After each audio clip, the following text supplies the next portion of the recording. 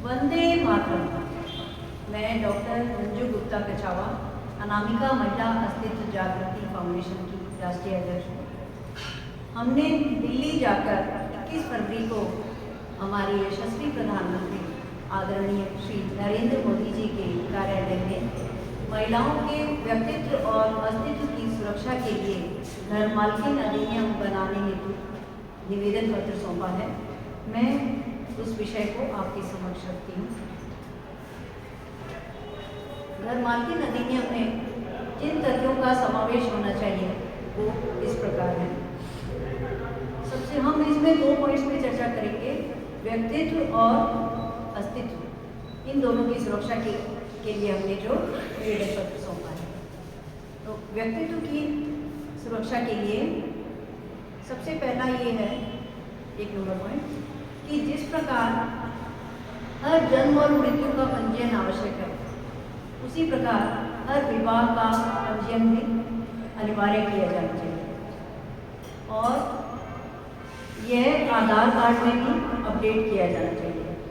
जिस प्रकार महिला के आधार कार्ड में उसके पति का नाम भी मेंशन होता है, उसी प्रकार पति के आधार कार्ड में भी पत्नी का नाम लिखा होना चाहिए, जिससे कि बहु विवाह जो है उस पर भी रोकथाम हो सकती है और कोई पति अपनी पत्नी की जानकारी के बिना छुपाकर कहीं दूसरी जगह कहीं रिलेशन रखें या दूसरी जगह विवाह कर लें तो वो भी धोखा नहीं किया जा सकता। और जिस आधार कार्ड में विवाह को अपडेट नहीं किया जाए उस आधार कार्ड को इनवैलिड माना जाए और आधार कार्ड से मिलने वाली सुविधाओं से उसे वंचित रखा जाए।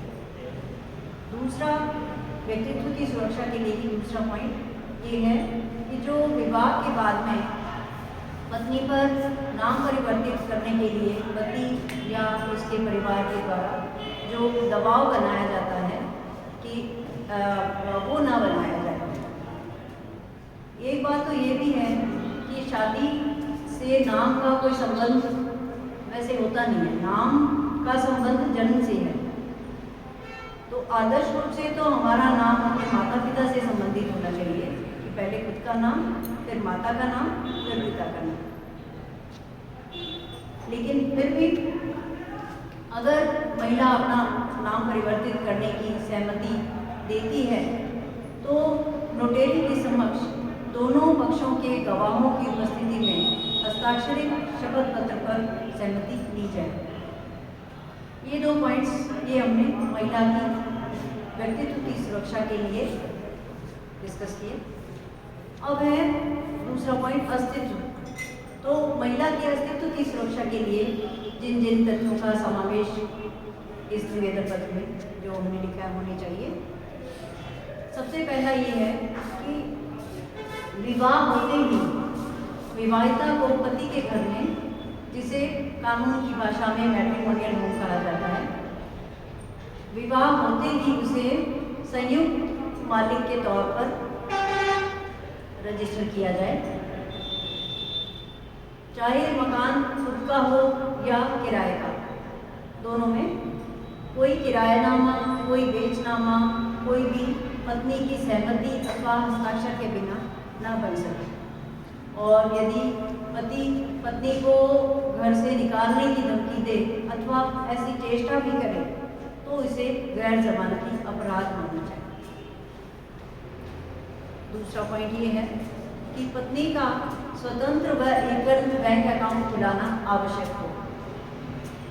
यदि महिला गृहिणी है तो पति की आय से पत्नी के जीवन स्तर के अनुरूप उसे कुछ राशि उसकी स्वतंत्र यूज ना हो।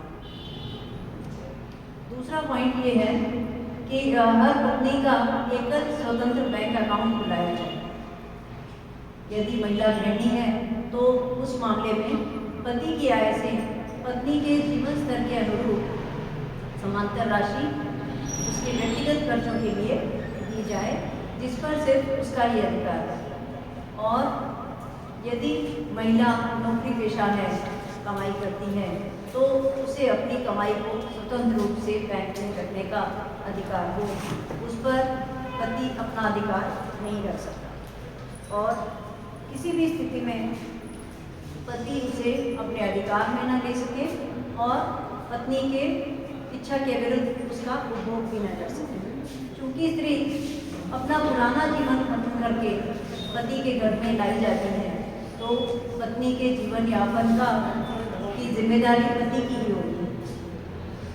यदि पत्नी की कमाई अथवा स्त्री धन को किसी भी बहाने से पति अपने कब्जे में रखे अथवा उसकी इच्छा के विरुद्ध भोग करे या बेचे, तो इसे गैर जमानती अपराध माना जाए।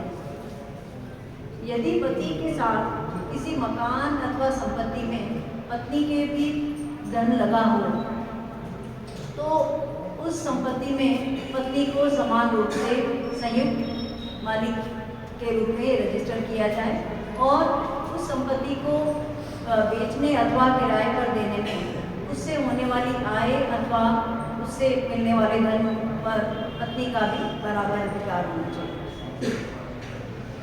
तीसरा पॉइंट ये है कि मैट्रिमोनियल होम के किसी हिस्से में अगर पत्नी अपनी आजीविका हेतु कोई व्यवसाय जैसे बुटीक है, सिलाई केंद्र है और ये ब्यूटी पार्लर हो गया, कुछ कोचिंग सेंटर है ना, कुछ कंप्यूटर क्लासेस, इस टाइप से अपना कुछ भी व्यवसाय खोलना चाहे, तो उसे पूरा अधिकार हो इसके लिए।